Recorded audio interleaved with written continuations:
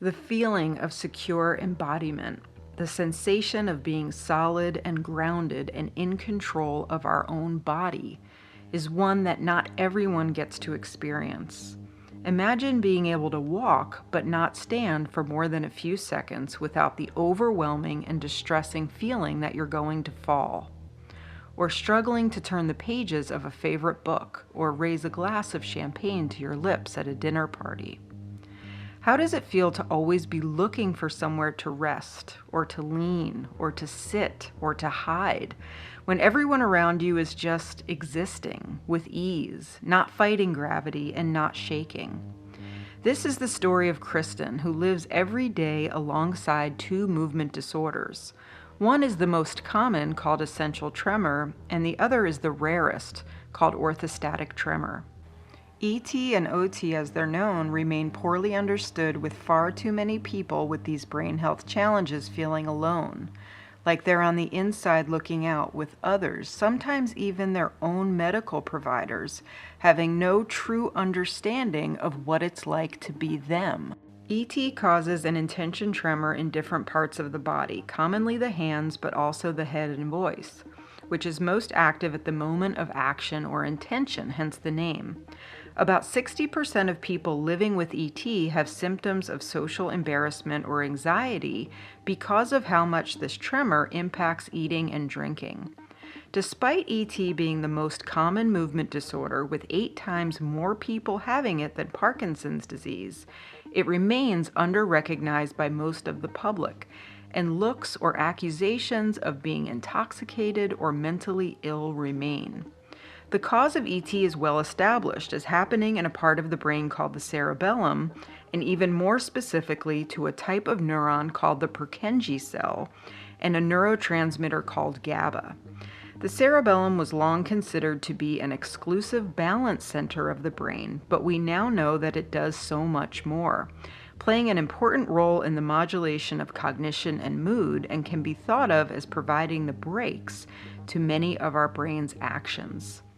OT is characterized by a rapid, high-frequency tremor in the legs, sometimes in the trunk, that occurs when standing and disappears when walking or sitting. People with OT feel unsteady or imbalanced when they are in a stationary position and upright. People with OT struggle to be correctly diagnosed because their tremor is poorly visible to the naked eye, even leaving some neurologists baffled. We know OT includes dysfunction of the cerebellum, but many questions about the condition remain. Both OT and ET have motor and non-motor symptoms. Some of these symptoms are visible and able to be seen by others, and other symptoms, including cognitive, sensory, and emotional, are imperceptible but very real. How does this impact someone when they live with symptoms or perhaps an entire disorder that is based on self-report? This experience often adds unnecessary suffering and isolation on top of the brain condition. Both OT and ET are progressive and worsen over time, although the degree to which symptoms worsen varies quite a bit. As with all brain health challenges, no two people are the same. We look forward to a day when people with brain health conditions can have their full experiences, the seen and the unseen, better understood and treated. I invite you to listen in to my and Kristen's conversation. She's a brilliant attorney, a loving wife and mother, a sweet, personable, kind woman. I so value the insights she provided about the trials and triumphs of living alongside these two movement disorders, and I think you will too. This is the I Care for Your Brain podcast. I'm so glad that you're here, and you're going to teach us so much about these two tremor disorders, one very common, one very uncommon. And we were just kind of getting into how we know each other, which is probably through the Facebook community. Yeah. And really, I had to develop some expertise in orthostatic tremor because so few brain health providers know it at all and know it as anything else other than, people are able to walk, but they can't stand. So I have been interested in understanding more of the origin in the brain. And really the non-motor symptoms. So really trying to validate for people some of the cognitive and emotional symptoms. And that's just simply because when something goes wrong in the brain, it's very rare that you get one type of symptom, because the brain typically is operating in triplicate. So you've got physical symptoms, cognitive, and emotional. It's just the physical symptoms are so much more easy to assess and see that a lot of times neurologists don't, a lot of people don't get to neuropsychologists. That's a big part of why I try to be a voice in social media, is just to let people know there is a different type of professional. If you can advocate to get to one of us, hopefully we are the ones who can help you understand why you have trouble finding your words, or why your emotions seem to be a lot bigger than maybe they were before. So that's kind of the point of connection of how we know each other. Yeah, about 25% of people have both essential tremor and orthostatic tremor. And then it seems like within OT, about 40% of those people have additional neurological symptoms. So within both of your tremor disorders, there's kind of this ongoing conversation right now about plus syndrome. So ET plus, OT plus. And I know one of the things we're going to talk about is you've got some symptoms that like don't feel like they quite fit in either camp. And so it'll be really, I think, interesting and helpful for us to talk through those as two experts coming together to hopefully have some insights we couldn't have without each other. Yeah. So, I mean, I just want to know, like, in a person who's living with both of these conditions, like, what is the most challenging part? I have a lot of questions, but maybe that's a good place to start. For me, the most challenging part is just that it is very much an invisible disorder. Totally. If you were to look at me, you would see nothing wrong. I look like I'm perfectly capable, perfectly able, no disabilities, just normal. Yeah. And then there's, what I'm going through personally and what I feel on the inside. And actually, this might be a good time to show a couple of videos just for perspective. Sure. No, I think a lot of essential tremor being the most common, a lot of people know it as benign essential tremor, familial tremor, and a lot of people get that diagnosis if they go to primary care and they just have some shakiness. But not a lot of people get an in-depth diagnosis or assessment to say there are cognitive and emotional symptoms that go with it. So I think a lot of people who have ET don't even connect all of their symptoms together. They just think, oh, I have a little bit of a shaking issue. Right. But I certainly think a lot of people have no idea what orthostatic tremor is. And in the video, I think you're going to show you trying to stand. Yes. And having some trouble. Yeah. And I should have, I guess, prefaced that by that. Yes, I've got OT and ET. ET, you can see, I mean, my hands tremor, my upper body. Can you put your hands out just so we can kind of see? Yeah. Is it a little bit more in the right? Yes. Yes. Okay. But it's still in both, like it's still bilateral? Yes. Yeah. Okay. Yes. And another thing that I have noticed, and I really don't know where this squares with the research, but any kind of weight bearing makes it very, very pronounced. Yes, well, that is an interesting thing for us to think through, because if you think about what OT is a weight bearing tremor. Yes. And what people have a hard time wrapping their heads around when they don't have it is that you can walk easily, but standing still for about how long do you feel like you can stand comfortably before you start to shake? Seconds. I mean, so I will play this video in a moment. This is, I started recording right after I started standing. I've actually got two videos of me standing. One is just me standing at rest. The other one is me in the gym and I'm lifting weights. They're short videos, but you can see the progression. So if I were to stand right now, you would not see anything in me. And the first video I'm going to play, I put on some flowy pants because this is kind of a hallmark of OT, as I'm sure that you know, that they watch for that hem of your pants to tremor. Right.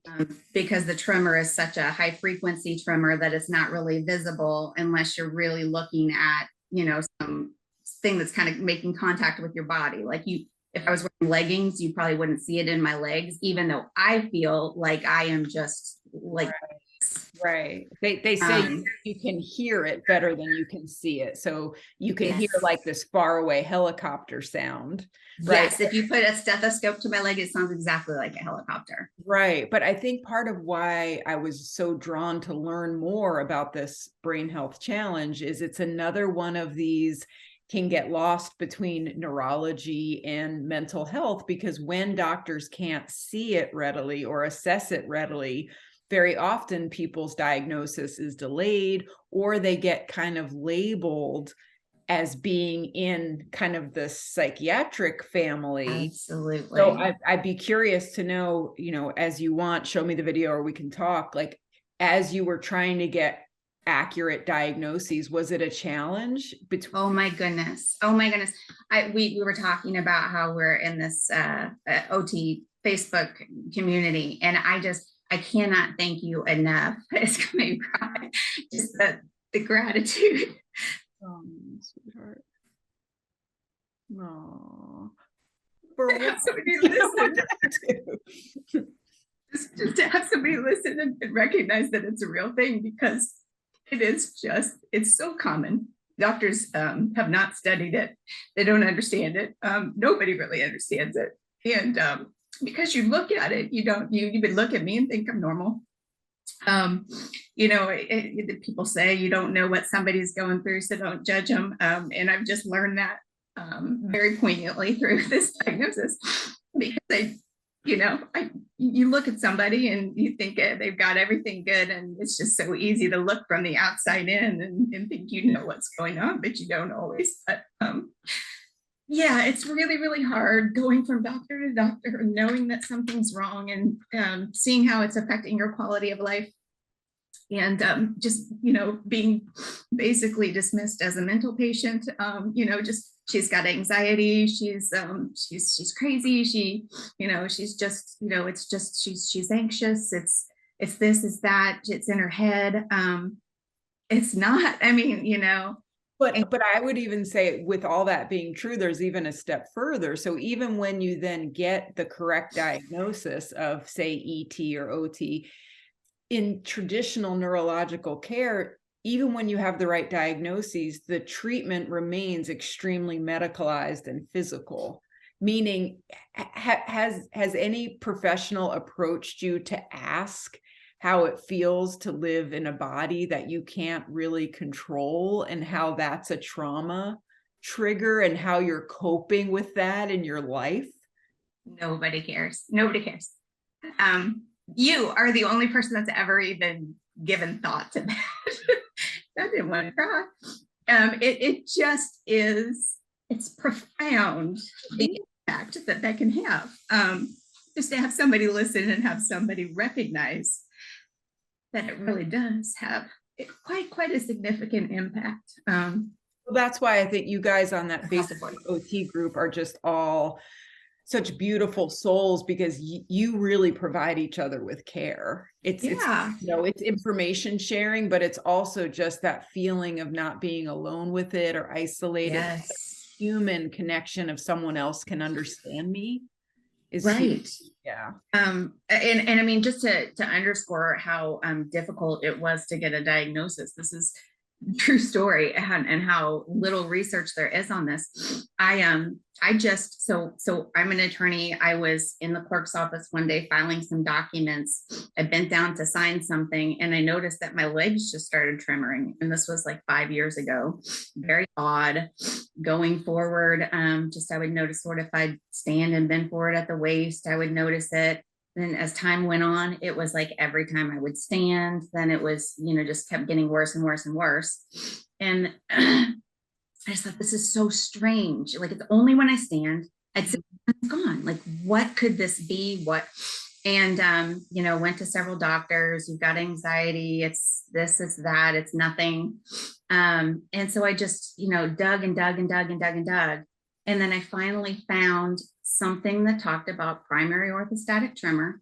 And everything matched exactly what I was experiencing. Then I dug a little bit more, and it was just people saying, you're never going to find a doctor that's going to, this has been several years ago, diagnose it, but you can get a tremor app on your phone, stand up, hold the tremor app to your leg, and if it registers between, I think it was like 14 and 17 megahertz, I forget what it was, or you can listen for the helicopter sign, or, all these different things. And then, until you can possibly get in and find a neurologist that will do the needle test in your leg, and which you were nice enough to send me some of your medical records. It sounds like they tried that, but you couldn't tolerate it, which I've always thought it sounds painful. And I was curious, why weren't you able to do it? Was it just too much? I am a medical wimp. I pass out. Needles, they just terrify me. And as soon as they put that in, of course. But I mean, you don't really even need it to get a diagnosis. I mean, it's a little bit of overkill. Was that a movement disorders neurologist who was doing that? One was not. That was a standard neurologist who then referred me to a movement disorders neurologist. And she did not follow through with the test. She was just like, Okay. So do you think you had OT symptoms first and then ET, or what? Yes. Yeah, that sounds like it. Yeah. Okay. Yeah. So one thing that I was reading about as I was preparing for our time together, I mean, you're such an expert. I was like, I got to beef up my game to hang out with Kristen if I'm going to be talking about OT and ET, was this idea of the tremor kind of moving up the body. So the tremor, say you're trying to stand, right? And it's clearly starting in your legs. And let's just say you go and you stand up against a wall. There's writings about the tremor literally kind of moving through your legs to your trunk and to your hands. Yes. So that happens to you? Yes. It just made me think about, could that, in this idea that there's so much overlap, help me understand how you see them as two distinct syndromes versus the idea that they're both kind of coming? Because, that's one of the research questions. Yeah. Is OT just a variant of ET? So I would just love to know in your body how you kind of put those two things together. I think because it started out in my legs and it was localized in my legs for so long. And maybe that's just the bias that I brought to it. But it was there for several years. And for a while I could stop it by steadying myself against something. Like if you were in the grocery store, the classic example is you can lean on the cart. Yes. You can stop it. Yes. And I could do that for several years. So probably 2 years ago that stopped. Now, if I lean on the cart, I'm just, it just totally goes up my body and mostly my shoulders, it just will transfer to my shoulders. So then where do you think the ET comes in? Like, what are those specific symptoms? That it will be well, I noticed that here's why I differentiate. Because the orthostatic is a weight bearing thing and the ET is not, as I understand it. Yeah. I will shake. I'm sitting down right now and I'm shaking, not as much, but I will have the ET symptoms whether I'm standing or I'm not. And where are they localized in your body, the ET, the upper body, shoulders, trunk, hands, typically. Okay. Are you one of those people that can feel them internally as well as kind of see them on the outside? Sometimes. I've seen your presentations about that phenomenon, and I have had that before, but it's not a super common thing. It's not something that happens all the time, but I've absolutely had that happen to me. Yeah, that really falls under the well, you must be having a mental health breakdown because I can't see it. So surely it's, it's anxiety, right? That's like the ultimate internal. Right. Well, I know one of your questions was about the genetics of within the tremor disorder family of Parkinson's versus essential tremor versus orthostatic tremor, because you have a family history of Parkinson's. So I know that was one of the things we were talking about, the genetics of Parkinson's disease. And so because you have, I think, a great aunt who has Parkinson's. My father, my grandmother, and my aunt. Yes. On my father's side. So they about 5 to 10% of folks with PD they think is just straight genetic. So there's about 4 Parkinson's genes that are very clearly established. But for the rest, I mean, that's not a huge percent, right? So for the rest, the general idea with PD is that there is this kind of genetic predisposition, but that there's a toxin exposure, typically herbicides and pesticides, that makes the genes kind of lock and key fit come to life. So it's interesting when we think about like, does it follow in families? Well, sure, there's the genetics, but then there's also generations of families who were raised on a farm. Like I'm in North Carolina, we have a lot of farming around us, and a lot of people like use weed killer and stuff like that. So, but what I think is interesting, maybe for you in thinking about what you have, and I think you have a child that has ET too, right?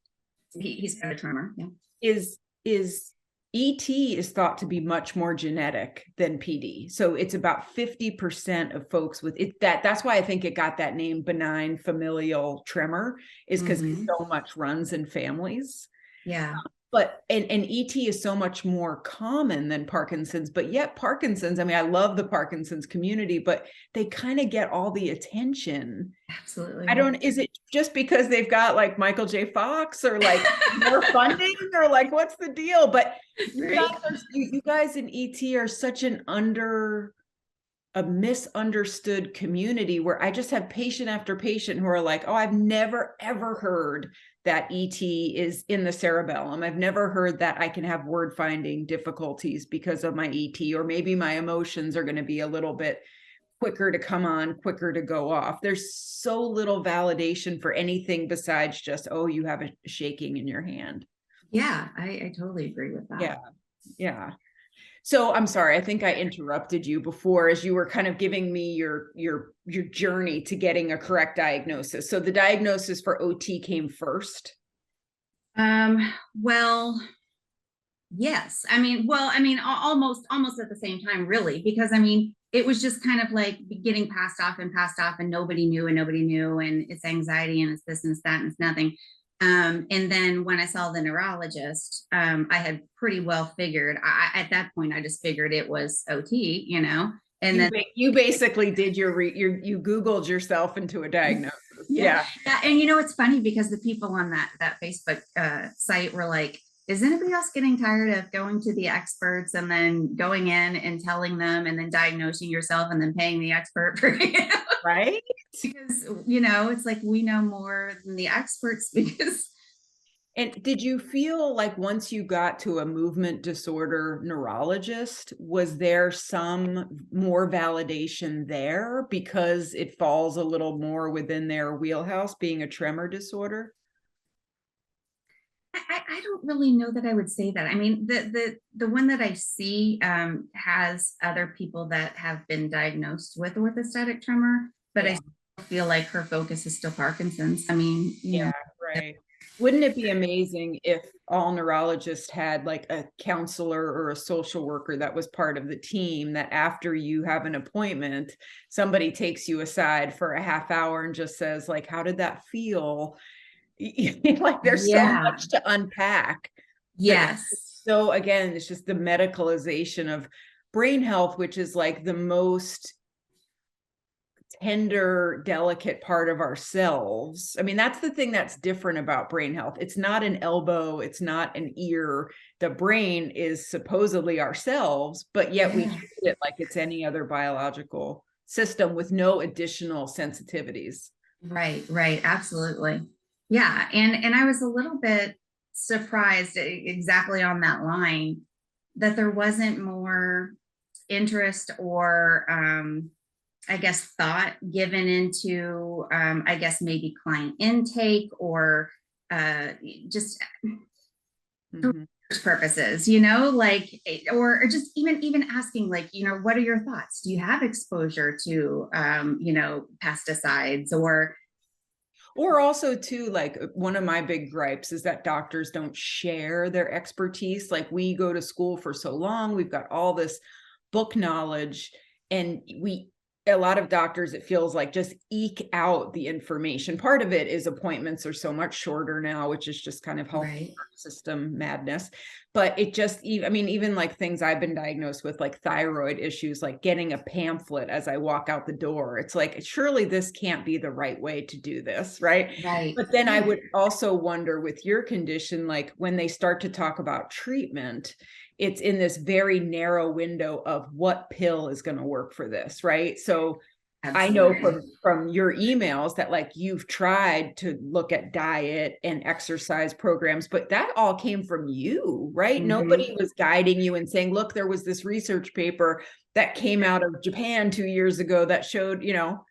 Yeah. You were just trying to do it on your own. So I'd love to hear, what is it? I think this is a great point of learning for other people, is you're obviously very motivated to want to be as functional as you can. What have you tried and what's worked? Well, like you said, doctors just pass out pills. And I, you know, am not, I have, you know, tried, right now I'm on Zonisamide, which is a anticonvulsant, which has, or anti-seizure, I guess, you know, has had some effect for me. It helps me somewhat. And do you think it helps on the OT or the ET side? OT. So I read that in what you sent me. I've never heard of that medication before for OT. Mm-hmm. So today on my Facebook page, I put a little posting and I'm like, hello, ET community, like talk to me. Very few people had ever heard of it. And then I did a little PubMed research, and it sounds like maybe about 4 years ago, a couple papers came out that showed that it was a novel treatment for, so it made me think like your movement disorder neurologist is keeping up with the literature because they're trying to come at it from a new way. Yeah. Well, and on that point, she initially, you know, was saying, you know, the typical is clonazepam, and, you know, well, we can start you there. And I said, okay, reluctantly. You know, the work that I do is dealing typically with people with substance use disorders and benzos. I really did not want to go down that road. I was very hesitant, but I started on it, and then it just immediately just gave me I just didn't want to, you know, I was afraid I was going to have to go up and up and up, and I didn't want to become dependent. I reached out to her and said, I'm too scared. I don't want to get on anything like this. Yeah. You know, something that's a little less scary. Yeah. And she said, well, why don't you have a glass of wine tonight and let me know if that has any effect on your tremors? Like, let me know what that does for you. Mm-hmm. I mean, I like a doctor that tells you to drink a glass. Oh, yeah. And I mean, that's one of the ways we diagnose ET is, does alcohol have a tremor suppression effect? So that's a great experiment to set up. Well, and so because she was going between Zonisamide and another drug. I don't even know what the other drug was, but she's trying to decide which one to prescribe. And because the wine did have a calming effect on the tremor, she went with this. And it's the thing that I've responded best to. I mean, there's a similarity in the way the benzos and the anti-seizures are going to work, in that they're going to increase inhibition transmissions in the brain. So, you know, ET is more clearly cerebellar in the literature. My sense is OT is also probably got its home base in the cerebellum, but it may be a little bit more widely distributed in different parts of the brain. But clearly with ET, we know that the Purkinje cells, which are primarily inhibitory, so easy way to think of it is just like they're the brakes in the brain. So that your cerebellum is basically the gating, or kind of the turns down the knob on a lot of things in our brain, which include like emotions, but also, you know, that's part of a tremor, is your start and stop aren't working very well. And you have start functions in different parts of your brain. The stop functions is typically in your cerebellum. So with ET, we think people are losing these Purkinje cells. And that way there's not, when you lose those cells, they have a lot of the brake power. And so then your brain it's more like, then your brain, I think, just must feel very wide open. Like, you know, I do you have any like sound sensitivity or sensitivity to bright lights? Do you get overwhelmed by kind of? Oh my goodness, noise. Yes. Yeah. So I think So I think when you have a intact cerebellum and there's a lot of chaos, your brain literally can pump the brakes internally, and there's a way we can kind of almost, unconsciously turn down the volume. But when you have a cerebellar injury of any kind, you don't have that function as readily. So that's why I think you're just a little bit wide open, and why life can feel even more overwhelming when you have, I mean, that's really a brain injury of any kind, but probably mostly in the cerebellum when that happens.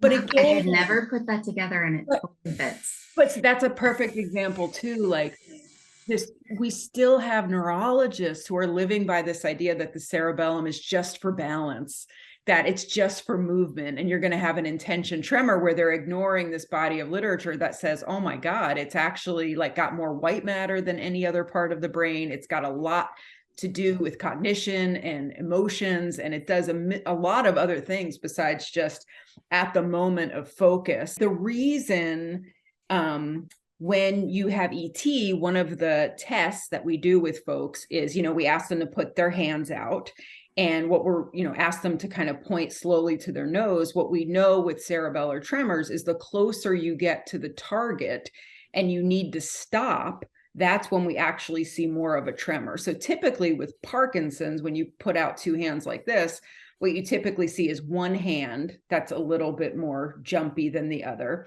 But if you slowly ask someone with ET to point to their nose, they're pretty fine here. But as they slowly get to their nose, that's when you start to see it. So again, that's kind of like eating and drinking are such a focus of social anxiety for people with ET, because the minute you go to put a fork or a spoon, that's when you're, or a glass of champagne. Oh my gosh, I drink like this. I'm just, right. And so if you, again, we having conversations that go beyond just, activities of daily living. It's like, are you becoming socially isolated because you don't want to go to dinner parties anymore? I mean, these are really important questions that we just don't ask the brain health community. Again, we're so focused on just like walk down the hall, let's watch you walk kind of a thing, Right. Yeah. So within diet, have you found anything, Kristen, that feels like it works? Or I wish I can say yes. I know. Believe me, I don't really know. I just know that there is a way to eat for a healthy brain, right? So you want to think about anti-inflammatory, you're trying to eat more whole foods, more plant-based.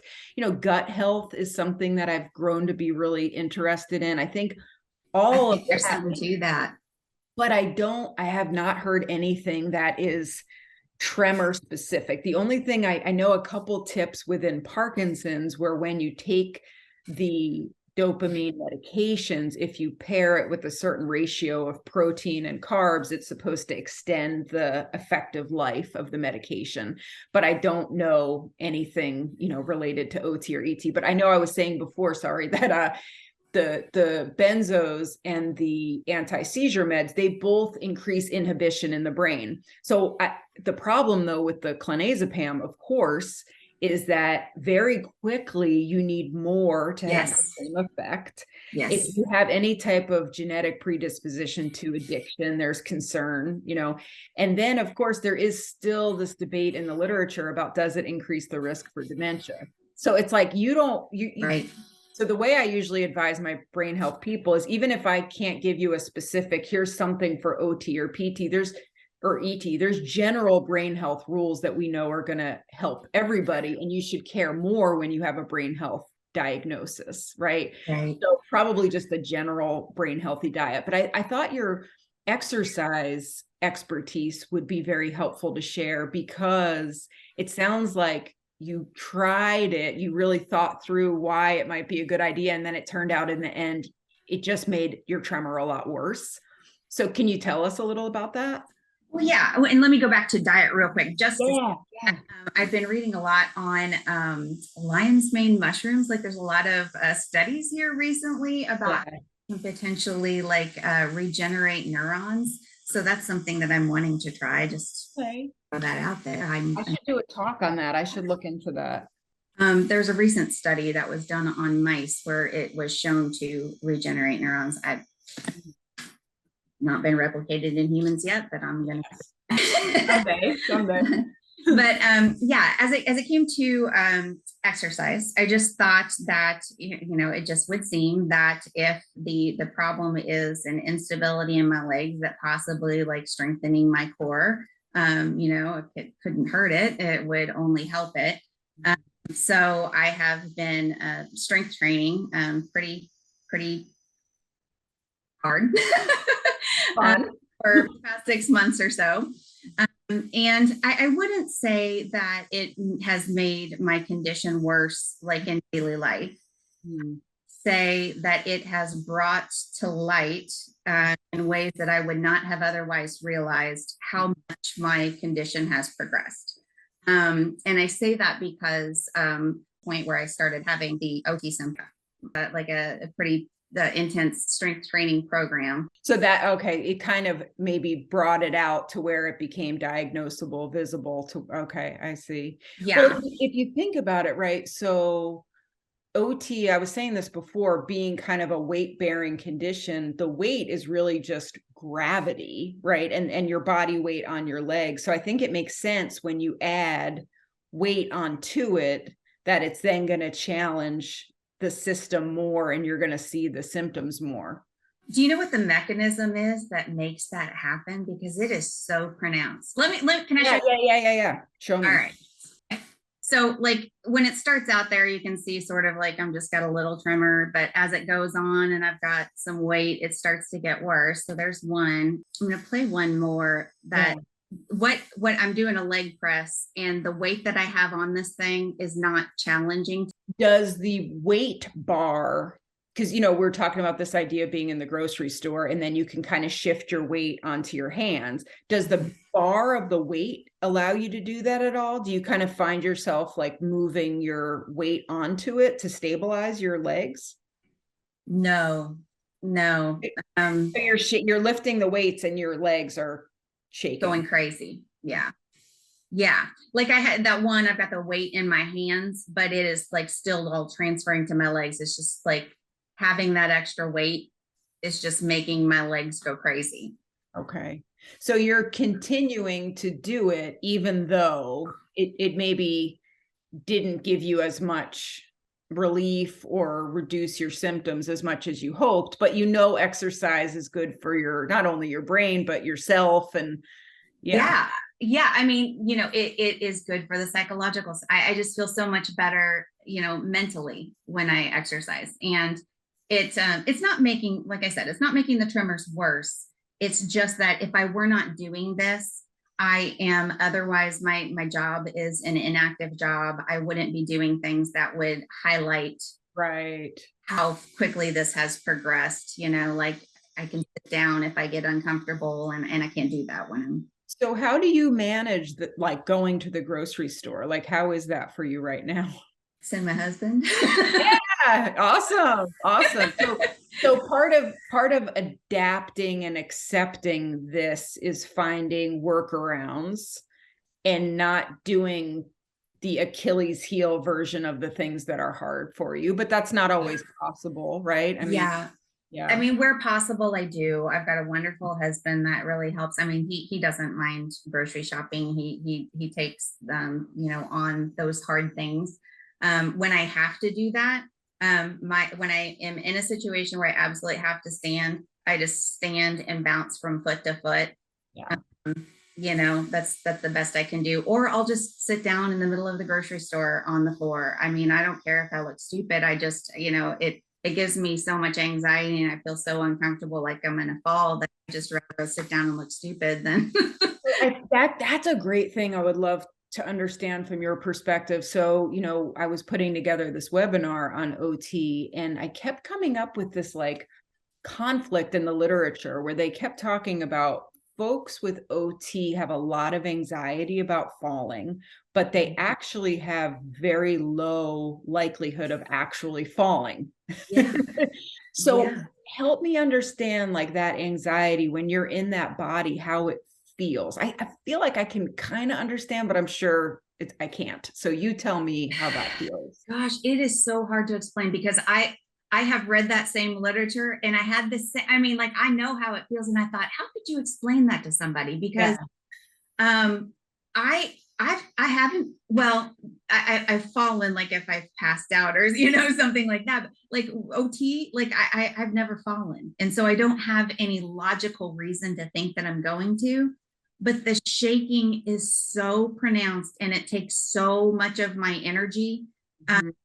I mean, it's absolutely exhausting. I mean, if you think about, like, if you were just sitting there doing this all day long, with your most, your stabilizer muscles, that's essentially what we're doing, not intentionally, but Right. it's a tremendous amount of energy. And at the end of the day, even if we haven't done anything, it's just exhausting to be. Well, that was another thing that I felt like I really learned from my research was the impact of fatigue. And I think I showed some data or there was some video of like what it does take to stabilize your body when it is having a constant tremor. And it just made me feel like here's yet another aspect of living with this tremor disorder that never really gets validated. I kind of just hate to sound like a broken record, but like, shouldn't fatigue management also be a part of how we support people with OT? Because there's already, like you said in the beginning so eloquently, there's so many invisibilities to this disorder, but it's kind of our job, I think, as doctors to like present the spectrum of all the different parts of yourself and the way they're going to be affected. Kind of like how I feel like I've done for my stroke patients. Like stroke is not just what you can visibly see, right? I mean, stroke can affect your finances, like your relationships. Like every brain health disorder really deserves to have, we need to make that education more accessible to people where it's almost like, well, what's behind the curtain? Like, what can't you see that people are, but I don't think you guys are getting that support from the medical community. I think that's why social media, as much as we want to criticize it, for brain health communities, it's been a godsend because you guys can get together and talk and share information about what works. It's the only place I don't feel like I'm crazy, or if I feel like I'm not treated like I'm crazy. I mean, honestly, half the time I feel like my family thinks I'm faking. I mean, because you can't see it, I wanted to ask you about that. Like, how is that in your personal relationships to get people to understand it? Even when they're great and they're wonderful husbands and children and companions, they're not you. Even your doctors would never. Right. Yeah, it's impossible to understand unless you live it. And I mean, I'm the kind, like, I don't want to ever be a burden to somebody, so I will like go out of my way to hide, So like I said, like I'll send my husband to the store or like anything, like I'll take myself out of the situation in every way I possibly can. So I'm just so rarely in a situation. I mean, I can almost always sit. So like, I mean, really, unless I'm in the gym where I'm, not around anybody that I know anyway, or, the only time I can really think where my family has been around me where I couldn't hide it or compensate was when we were going on vacation and I had to stand in line for a rental car. And I tried to do it by myself and I just couldn't. I had to go get my husband and I just broke down and cried. I was so embarrassed. Or like my stepdaughter's graduation, everybody's standing outside to take pictures and I just couldn't do it. And it's just, it's isolating and embarrassing. And then I feel like I embarrassed my husband and it's, I've heard some of my patients say, like, I almost wish I needed a wheelchair because then people would have an explanation for why I can't. Isn't that funny? I've had that thought. I mean, not that I really want that, but it's just people are tolerant of that or more understanding or accepting of that. And they don't treat you like you're crazy or faking or How are you, or how have you developed language about disclosing your diagnoses? Like, how do you go through the world kind of interfacing with people and telling them what you live with? Well, for the longest time I didn't. And then just kind of like it started to become too like nobody knew anything. And then I got to, a couple awkward social situations where people I hadn't seen in a while and I hadn't told anybody, like I'd be, they'd be standing, like people want to stand and have conversations and I be like panicking, looking like, where can I sit? Where can I lean? And then they think I'm being rude or trying to get away from them. And there was enough of those instances where I was like, I gotta say something. So I just did like a Facebook announcement. I was like, look, here's what's going on, whatever. Just, it's not because I don't like you. I'm not trying to get away from you. I'm just looking for a place to sit. Like professionally, you know, like if I'm in court, the expectation professionally typically is that you're standing as you're making arguments. So I will just go and sit with the judge ahead of time and say, I just want to explain to you, I've got a movement disorder that makes standing difficult. So if you don't mind, I'll address the court by sitting. And they've always been, you know, very accommodating. Nobody's ever had a problem with that.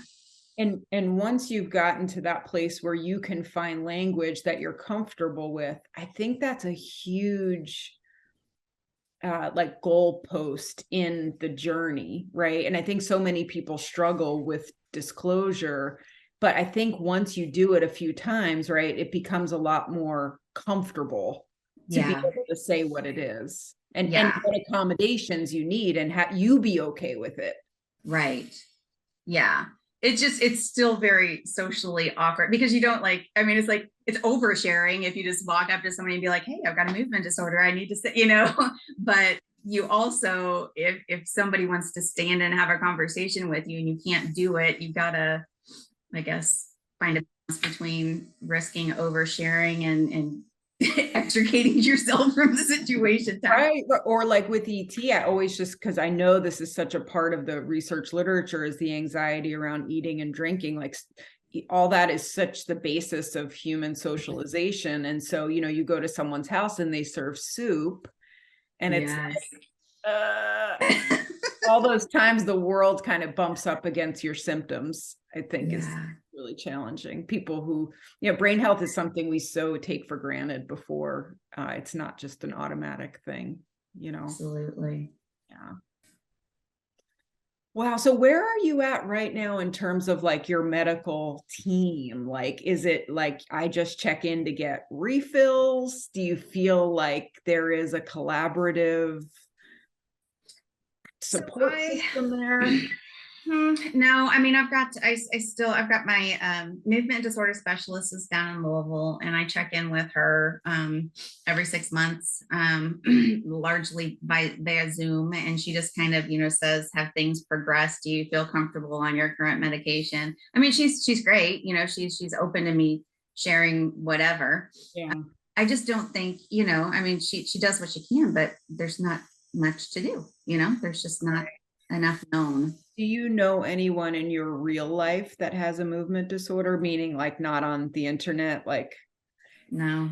Yeah. Well, I mean, yes, Parkinson's is a movement disorder. So my aunt, I'm very close to her. Mm-hmm. So.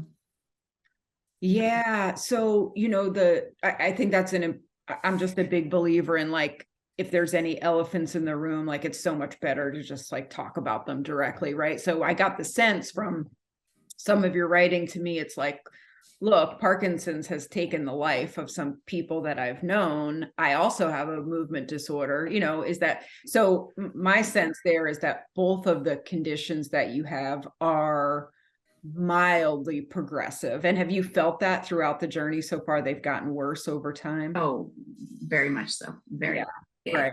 And I also, I mean, the elephant in the room, like, is it Parkinson? I mean, you know, yeah.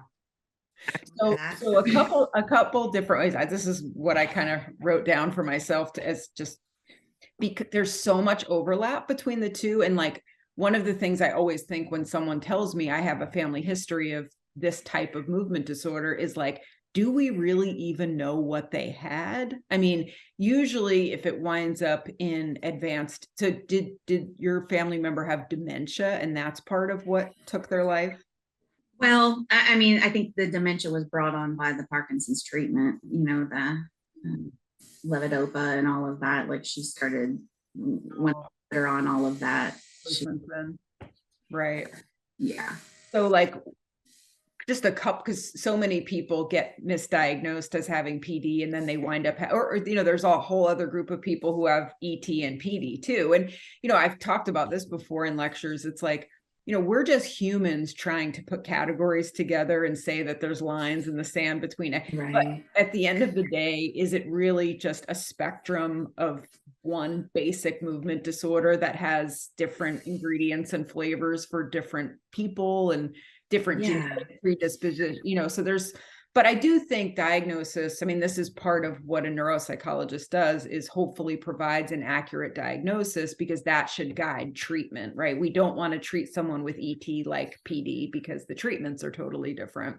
Right. So in trying to think about, okay, just for a person listening, because I think it's a very valid concern, is like, ET is so common. A lot of people are told it, and then people hear about PD. And so it's like, oh, maybe that's what I really have. So the way I usually think about it is, with PD, it's much more unilateral. So it's much more like, no, my right hand is significantly worse than my left, where I wouldn't say you might read in the literature, essential tremor is very even. That is not my experience. I think it's always a little worse. Yeah. In one hand than the other. And then with ET, the main movement disorder symptom is tremor, whereas in PD, you can have rigidity, you can have slowness. There's a lot more other symptoms than just tremor. And of course, the tremor is a little bit different, right? So with PD, it's kind of a resting tremor. Right. And with ET, it's more intention. So again, I always just think of like putting the fork to your mouth. Like, soon as you're ready to do something, that's when it really comes into play. But probably the two things that are probably most diagnostic are getting a SPECT scan. So it's functional neuroimaging, where you can actually do a radioactive tracer and look at dopamine uptake in the subcortical part of the brain. And you can tell, is it a problem, A or B? Is it symmetrical, C or D? Is it happening in one specific part of the subcortical system versus another? Because there's also things once you're in Parkinson's, is it really Lewy body dementia? There's all this overlap between all these brain health conditions. But at the end of the day, like, to me, what would be the definitive, unless, there's all these like phenotype things where, we look at handwriting, the responsiveness to alcohol. You don't see that in Parkinson's. But at the end of the day, if it was a question that really bothered you, you could always advocate to get a SPECT scan. And basically they would be able to look, because OT isn't a dopamine problem, and Parkinson's is a dopamine problem. So we can really, so if we were to give you carbidopa, levodopa, or Sinemet, it presumably shouldn't do anything at all, because you don't have a dopamine degeneration issue, Okay. right? Yeah. So that might be helpful. Do you think in your family members, were they exposed to any type of pesticides or herbicides, or like dry cleaning or nail salon, any kind of occupational hazard? Grandma had 10 kids, so okay. God only knows what they brought into the house.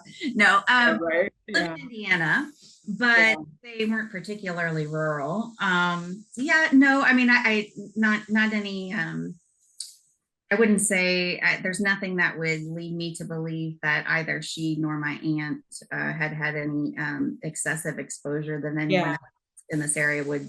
Yeah. The only thing I would say, like, obviously it's probably a delicate situation for your son to have a tremor disorder, because of course we don't want our kids to ever suffer in any way, and you live with it. So, sometimes the challenges that I would just say for any patient of mine that has any type of tremor disorder, I just always say to be very mindful of pesticide exposure. Like, don't use weed killer, try to eat as organic as you can, just because there's pretty solid evidence in at least Parkinson's and probably a little bit ET too, that there is some type of, predisposition with your DNA, and then some type of exposure, and pesticides and herbicides have the most research support at this point. So in terms of like what makes it progress or who gets it, I think that's probably the thing you can control the most, is just making sure you're trying to reduce your exposure. And the drinking water Camp Lejeune. Like miles from where I'm at right now. Yeah. I see a lot of those guys now in Agent Orange. People who did dry cleaning. I mean, there's just, and some of the things that I see at Home Depot, I can't believe they can still sell them. I Like know. weed killer. It's like really scary, you know? Yeah. Yeah.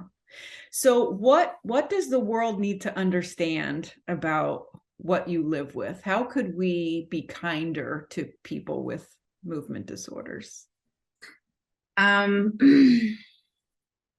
Just listen to their experience and take them at their word. Don't think that because somebody looks normal from the outside, or because you don't see the struggle that they're going through, that the struggle doesn't exist. You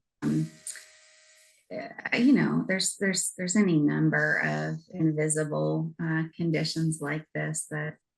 Right. I think too, for any medical professionals listening, is to value the expertise of the person living with it. My God. Right. Yes. And we don't want to devalue our expertise as medical providers, but it's just one type of expertise. I mean, that's why the vision for this podcast is like, let's get two people who have shared knowledge of something to just have a conversation, so other people listening can feel validated, but then maybe also learn a little something that they didn't understand about their condition. Amen. You know? Amen. That's where it's at right there. Yes, right. Oh my gosh. Well, I am so appreciative of your time and your openness to talk so freely about these challenges. I'm so grateful for the opportunity, Dr. Sullivan. We're all so grateful for you. I mean, you're just a hero among the community. You're one of the very few people that listen to us, validate us, try to understand us, and that just is just invaluable. I know we all have a lot of respect and appreciation for you. So I'll say that on behalf of all of us, but certainly myself. That's such a wonderful thing to hear. I really just feel like I'm trying to promote neuropsychology. I do have my own special personal journey in the brain health community, which, you know, I feel very is like very divinely inspired for me. I really feel like I get to be my best self through neuropsychology, but I also promise all of you, if you find another neuropsychologist, you will get a very similar flavor. I think those of us who are drawn to this are very inspired to understand. I mean, we're psychologists, but we also have this neurological expertise. And I think so many people listening, that's exactly what they need. They just don't know we exist to advocate, to go see. So, you know, we always tell people, send us your zip code. We will find the closest board certified neuropsychologist to you.